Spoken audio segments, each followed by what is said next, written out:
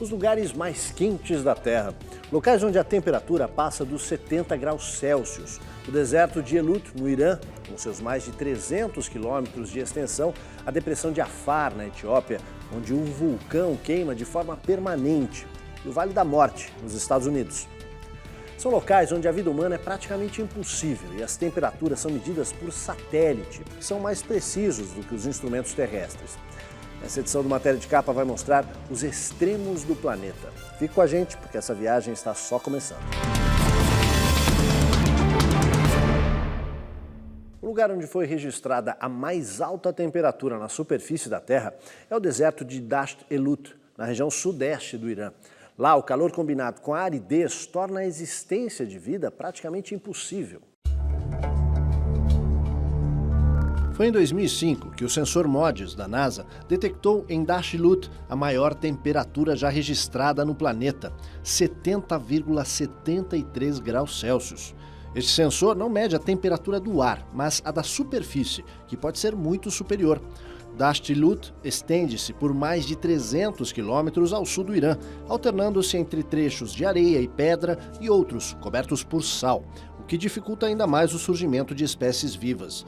O vilarejo mais próximo da região fica em Shafiabad e tem cerca de 150 habitantes, onde no verão os moradores evitam sair de casa durante o dia. O MODIS, a abreviação em inglês para Moderate Resolution Imaging Spectroradiometer, que fez a medição desta e de outras temperaturas na Terra, é um instrumento científico lançado pela NASA a bordo do satélite Aqua.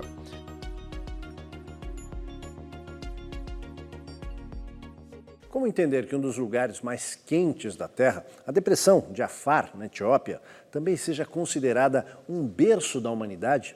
São inúmeros os mistérios que desafiam a ciência. A depressão de Afar é parte de um enorme deserto que se estende pelo nordeste da África e vai da Etiópia até a Eritreia, Djibouti e Somália. Em Afar já foram registradas temperaturas de 67 graus Celsius. É lá que se situa um vulcão em formato côncavo, onde a lava ferve de forma permanente há milhares de anos. Ali também é o ponto de encontro de placas tectônicas, que ao se moverem, deixam escapar ondas de calor vindas do centro da Terra.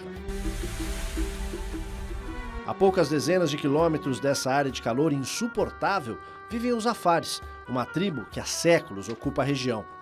Foi também ali que os cientistas encontraram o esqueleto de um dos mais famosos ancestrais do homem, um exemplar do Australopithecus, com cerca de 4.400.000 anos, batizado de Lucy. Esta foi uma das mais importantes descobertas da arqueologia e abriu caminho para uma série de estudos sobre as origens do homem. A depressão de Afar atrai a atenção dos cientistas por outro motivo. Trata-se de uma das regiões mais ativas, em termos geológicos, no mundo.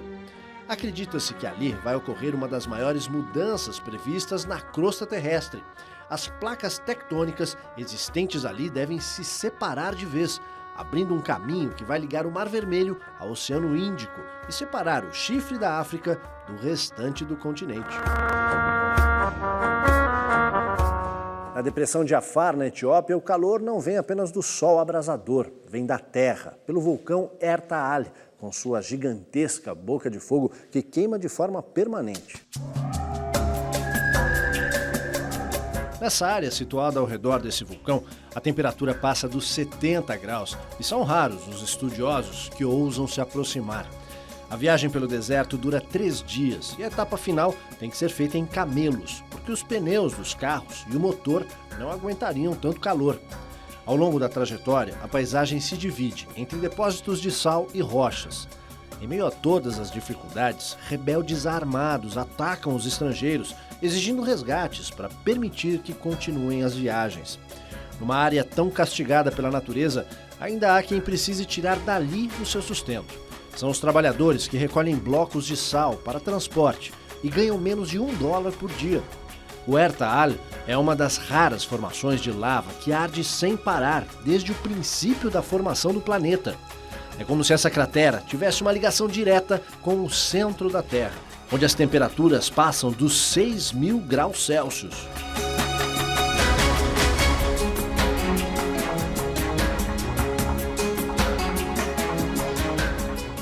Os vulcões podem entrar em erupção de várias maneiras, algumas intensas, causando destruição, outras mais suaves e lentas. Existem vários tipos de erupções vulcânicas. Então você tem erupções vulcânicas que só emitem cinzas para a atmosfera. Existem erupções vulcânicas que arremessam rochas, que nós chamamos de bombas vulcânicas, às vezes do tamanho de um carro popular a quilômetros de altura e descem destruindo tudo. Existem erupções vulcânicas apenas de gases, muitas vezes gases letais, que não condizem com a possibilidade da vida próxima. Isso já aconteceu na África, em lagos, nessas regiões, né, no topo dos vulcões. Existem também erupções vulcânicas onde pode ser emitido também vapor da água, gases de enxofre, e os de lago vulcânico, que é essa lava mais contínua, que é essa coisa mais tranquila, onde a destruição ela é mais distante, tem como as pessoas evacuarem o local com mais calma, porque de acordo com a viscosidade do magma, que é a rocha derretida, a velocidade com que esse magma vai tomando os territórios faz com que você se afaste com tranquilidade. São poucas erupções vulcânicas desse tipo. Eu lembro agora do Kilauea, que é uma erupção no Havaí, uma erupção que é constante, então a pessoa pode viajar para lá e ver uma erupção, e por conta da não evasão dessa lava, os lagos são formados. O que eu tenho aqui é evidência do calor interno da Terra, que por conta de um contato que nós chamamos de maneira geral de hotspot, que é ponto quente, chamado geologicamente, para locais onde essa lava entra em contato com a atmosfera. E essa vinda para a atmosfera pode ser, como eu disse, de diversas formas. Então, alguns já estão mapeados e a gente sabe que a erupção vai ser daquela forma. Outros, às vezes, por milhares e milhares de anos, centenas de anos ininterruptos, podem explodir de uma maneira intensa, causando devastação de proporções gigantescas. Embora seja o maior deserto do mundo, o Saara não é o mais árido, nem o mais inóspito. Tem até pousadas para receber os visitantes.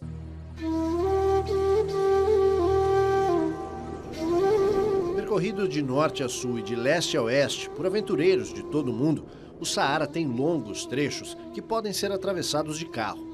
Em alguns pontos, a paisagem apresenta uma vegetação rasteira e até pequenas árvores que resistem à seca e à poeira. Saara é o mesmo que deserto. A palavra é uma transcrição da língua dos Tuareg, nativos da região. Com mais de 9 milhões de quilômetros quadrados, o Saara é quase do tamanho da Europa e maior do que países como o Brasil e a Austrália. Situado no norte da África, ele se espalha por 10 países: Argélia, Chad, Egito, Líbia, Mali, Mauritânia, Marrocos, Níger, Sudão e Tunísia. Os sulcos abertos na areia pelos inúmeros visitantes permitem aos veículos alcançar velocidades de 80 km por hora e, em alguns trechos, até mais. Só não se pode esperar um posto de combustível ou alguém vendendo sorvetes e refrigerantes. Embora em alguns pontos, como o oásis de Xarguilane, na Tunísia, ofereçam um restaurante e pousada para os turistas em meio ao deserto.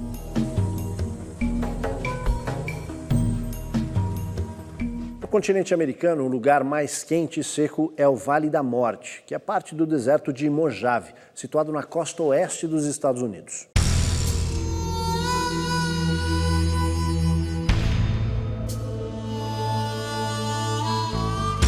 Um dos pontos mais inóspitos na América do Norte, o Vale da Morte é uma faixa de areia e terra que se estende por mais de 200 quilômetros entre os estados da Califórnia e Nevada. Lá, as temperaturas médias costumam ficar em torno dos 50 graus, mas já foram registrados picos de 56 graus. Em contraste com a planície desértica, o lugar tem canyons que criam paisagens únicas e, às vezes, assustadoras. O Vale da Morte é o ponto mais baixo dos Estados Unidos e o local mais profundo está situado a 86 metros abaixo do nível do mar. O vale ganhou esse nome por conta das mortes de mineiros que tentavam cruzar a depressão como parte da Corrida do Ouro, na Califórnia, na metade do século XIX. Apesar do nome, uma grande variedade de pequenas espécies, como lagartos, roedores e outros animais, consegue sobreviver em meio a esse ambiente extremamente hostil. Dentro do Vale da Morte, a região do Lago Seco, chamado Racetrack Playa, é conhecida pelo mistério das suas rochas deslizantes. Essas pedras, de dimensões variadas, algumas com dezenas de quilos, deixam um rastro mostrando que foram deslocadas, mas não apresentam sinal de intervenção humana ou animal. Existem cerca de 150 dessas rochas andantes, mas ninguém nunca viu os deslocamentos. Após estudos feitos na região, pesquisadores chegaram à conclusão que o gelo do inverno e os ventos fortes, que podem chegar a 150 km por hora, são os responsáveis pelo movimento das pedras. As características são as temperaturas. Na verdade, o deserto ele tem essa possibilidade de não propiciar uma quantidade de umidade suficiente para ter uma vegetação normal em qualquer outra região. E as características da própria formação rochosa, geralmente muita areia, muita rocha, e aí a fauna e a flora características dessas regiões. Mais ou menos isso. Aí tem as depressões, tem as áreas onde são isoladas por conta de regiões montanhosas, e aí você tem a impossibilidade da chegada de frentes frias, com nuvens densas, para causar a pluviosidade necessária para fazer com que aquela área deixe de ser um deserto. Então, são características relacionadas à própria geologia do local, relevo, e geografia e temperatura. Massas de ar, correntes marítimas, tudo isso influencia muito na questão de se formar um deserto ou não. A exemplo do que ocorre em outros pontos da Terra, onde alpinistas tentam chegar aos picos mais altos e mergulhadores buscam os pontos mais profundos do oceano, o calor extremo também atrai uma categoria de exploradores. Eles são batizados de hot seekers, algo como buscadores do calor. Esta equipe de iranianos foi conhecer de perto o deserto de Lut na primavera deste ano, quando as temperaturas não vão muito além dos 40 graus. Num lugar como esse, para todos os lados que se olha, o que se vê é areia e dunas. Equipados com caminhonetes 4x4, a equipe de aventureiros passou 10 dias percorrendo a região inóspita sob um sol abrasador. Apesar da aridez do terreno e da distância de qualquer socorro, eles ainda se arriscavam a dirigir em altas velocidades para as condições locais e até fazendo manobras bruscas. A expedição não era um rally, mas em muitos momentos parecia uma disputa, já que os participantes aceleravam para valer, como se estivessem testando os limites dos veículos. De vez em quando acontecia um encontro com uma das raras formas de vida existentes no local, um pequeno lagarto do deserto, uma criatura quase pré-histórica.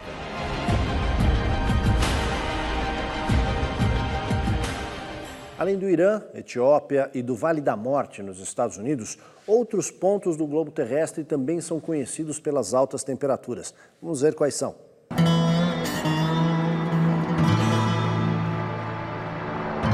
O deserto de El Azizia, na Líbia, figurou durante décadas como local onde havia sido registrada a temperatura mais alta na Terra, 58 graus, que teria ocorrido em 1922. Mas embora o dado tenha sido contestado pela Organização Meteorológica Mundial, são frequentes as temperaturas entre 55 e 57 graus na região. O deserto de Rub al-Khali, na Península Arábica, é a maior extensão de areia do mundo. Vai da Arábia Saudita aos Emirados Unidos, passando pelo Iêmen e Omã. São 650 mil quilômetros quadrados, onde não se vê qualquer tipo de vegetação. As temperaturas variam de 0 grau durante a noite a 60 graus ao meio-dia. Em árabe, Rub al-Khali significa imensidão vazia. Timbuktu, no Mali, na região central da África, ao longo dos séculos foi um importante ponto de passagem das caravanas que atravessam o Saara. Durante muito tempo, a cidade serviu de abrigo e oásis aos viajantes, mas nos últimos tempos ela vem sendo engolida pelo deserto. O processo de desertificação leva muitos habitantes a abandonarem a cidade, que sofre com as altas temperaturas acima dos 50 graus em boa parte do ano. A seguir, você sabe qual é o planeta mais quente do Sistema Solar? E mais, uma caverna com 2.000 metros é a mais profunda existente no planeta. A gente volta já.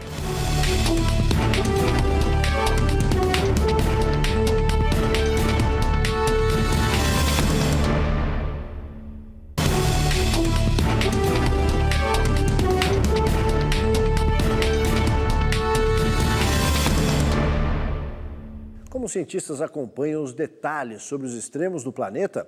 Lá do alto. Equipamentos ultrassensíveis adaptados a computadores registram tudo o que se passa aqui.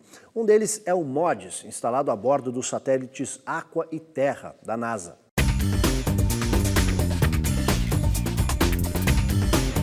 A cada 24 horas, os poderosos sensores do sistema MODIS, instalado a bordo dos satélites Terra e Aqua, vasculham a superfície do globo terrestre, registrando todas as alterações de temperatura, seja no solo ou nos oceanos. Os computadores desse sistema também armazenam dados sobre fatores climáticos, geológicos, incêndios florestais e até o acúmulo de gases de efeito estufa na atmosfera. Recebidas pelos Centros de Controle da NASA, as informações contribuem para ampliar a compreensão dos fenômenos atmosféricos e das mudanças observadas no meio ambiente. Para as lentes sensíveis desses equipamentos, é como se o planeta fosse uma pequena bola de futebol. Cada centímetro quadrado é observado de perto. Calor ou frio, qualquer mudança brusca, nada escapa dos sensores de alta resolução. De certa maneira, é como se os cientistas colocassem um termômetro para tirar a temperatura do globo a cada 5 minutos. Nuvens de chuva ou de gelo, formação de furacões, lá do alto, eles observam tudo o que se passa aqui embaixo. E certamente sabem muito mais do que revelam.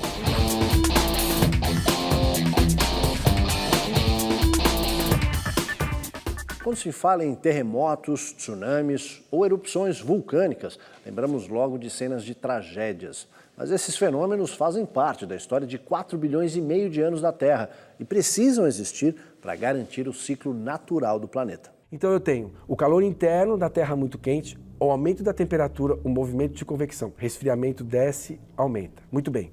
Isso faz com que as placas se movimentem. A crosta terrestre, o manto e o núcleo, da superfície para dentro. A crosta é muito fina. Ela teve que se fragmentar para aliviar o calor interno da Terra e a pressão que isso provoca. Muito bem.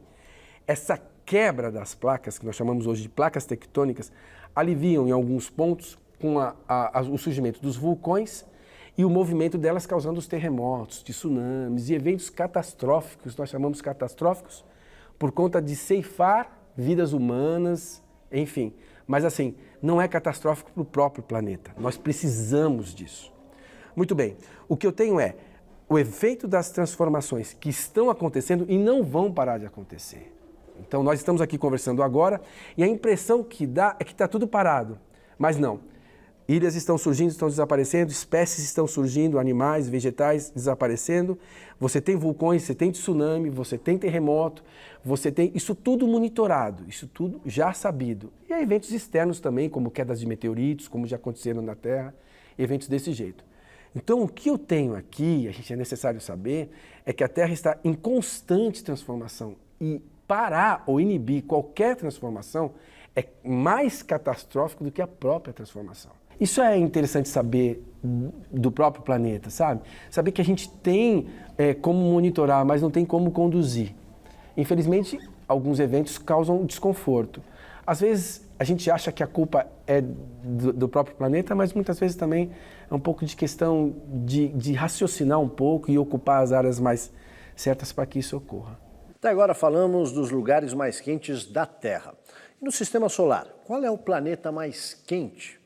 E por que esse, que tem as temperaturas mais altas, não é o mais próximo do Sol?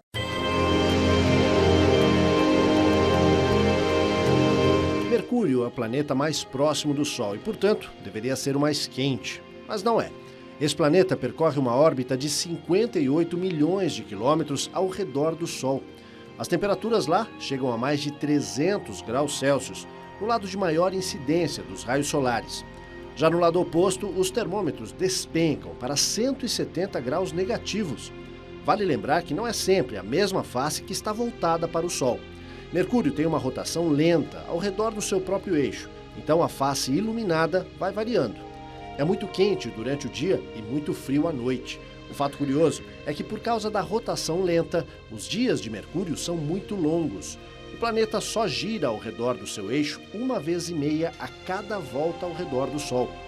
Além disso, Mercúrio não tem atmosfera e, portanto, não retém calor, ao contrário de Vênus, o planeta mais quente do Sistema Solar. Embora obedeça a uma órbita bem mais distante do que Mercúrio, de 109 milhões de quilômetros de distância do Sol, Vênus chega a registrar temperaturas superiores aos 460 graus. Por que essa diferença? Porque nesse planeta existe uma espessa atmosfera, composta por 95% de CO2, que exerce forte pressão e retém calor.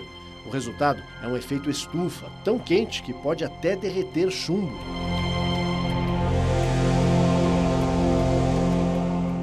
Com temperaturas de mais de 400 graus, é difícil imaginar que uma nave tenha sido enviada para Vênus. Mas os russos já fizeram isso.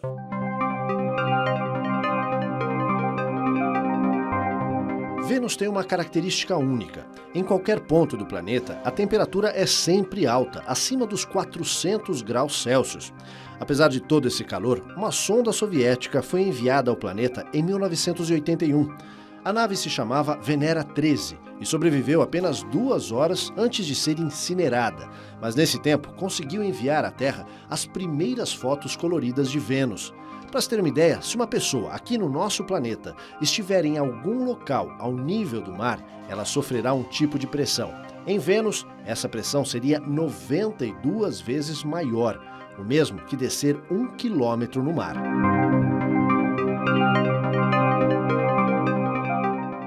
Um fenômeno raro e curioso, os geysers, são colunas d'água que jorram com muita pressão e ocorrem em áreas de erupção vulcânica recente.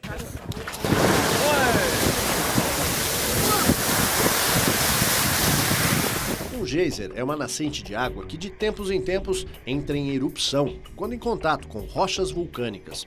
O magma aquece a água de lençóis freáticos ou de chuva e até neve derretida a mais de 200 graus. Com a pressão, a água aumenta de volume e é jorrada para cima, através de estreitas rachaduras no solo. A frequência das erupções, a duração de tempo e a altura da coluna d'água podem variar.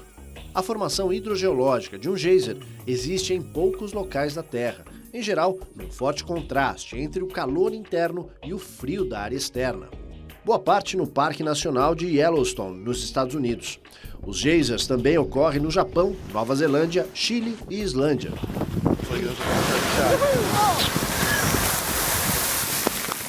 Uma caverna localizada na Abcásia, ao norte da Geórgia, desafia pesquisadores. A Krubera Vorônia é a única, natural, com mais de 2.000 metros de profundidade conhecida pelo homem. Nos anos 60, exploradores achavam que se tratava de uma caverna de 160 metros de profundidade. Dezenas de expedições aconteceram e a cada vez mostravam que a caverna era mais profunda. Até que em 2005, pesquisadores chegaram à profundidade de 2.140 metros, a maior já registrada. Já em 2012, foram realizados os primeiros estudos biológicos na Krubera Vorônia, que revelaram uma surpreendente comunidade subterrânea de seres vivos, entre eles mais de 12 espécies de artrópodes, algumas inclusive inéditas para a ciência. A caverna está situada no maciço de Arábica, na Abcásia, entre a Ásia e a Europa, uma região montanhosa que, apesar do enorme potencial para cientistas, é pouco explorada. Uma das razões é o isolamento da área, só acessível durante 4 meses do ano, no verão e parte da primavera. Mas os conflitos políticos na área também são fortes obstáculos para as pesquisas. Em instantes, você sabe qual é o local habitado mais isolado no planeta? E ainda, uma piscina natural a 100 metros de altura. A gente volta já.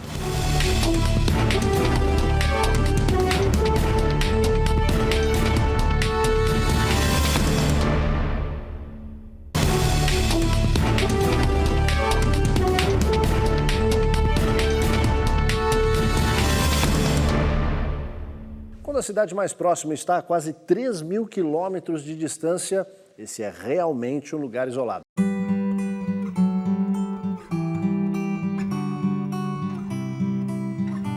Tristão da Cunha é o território habitado mais remoto do mundo. Com menos de 300 habitantes, o arquipélago fica bem no meio do Oceano Atlântico, entre a América do Sul e a África. A pequena população local está a 2.800 quilômetros da costa mais próxima, no continente africano. Para chegar até lá, são necessários 7 dias de viagem de barco, partindo de Cape Town, na África do Sul. A maior parte dos moradores da ilha de Tristão da Cunha fica num pequeno povoado chamado Edimburgo dos Sete Mares e vive da agricultura e da pesca. Outras 5 ilhas formam o arquipélago, que faz parte de um território marítimo de domínio britânico. Com apenas 10 quilômetros de diâmetro e 78 quilômetros quadrados, Tristão da Cunha é governada por um conselho formado por 8 moradores, com a supervisão de Santa Helena, outro arquipélago britânico que fica a 2.400 quilômetros de lá. O local, que hoje é considerado tão inacessível, já foi uma importante rota de navegação. Durante os séculos 17 e 18, os navios que iam da Europa para o Cabo da Boa Esperança e para o Oceano Índico passavam por Tristão da Cunha. Durante o século XIX, a ilha foi um ponto militar estratégico, sendo usada pelos Estados Unidos como base de defesa contra os ataques ingleses durante a Guerra Anglo-Americana e, mais tarde, dominada pela Inglaterra.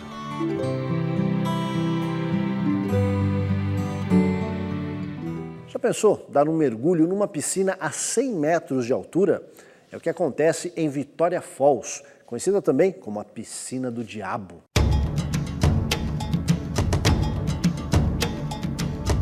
É na fronteira da Zâmbia com o Zimbábue, no continente africano, que fica a cachoeira mais larga do mundo, com uma extensão de 1.700 metros.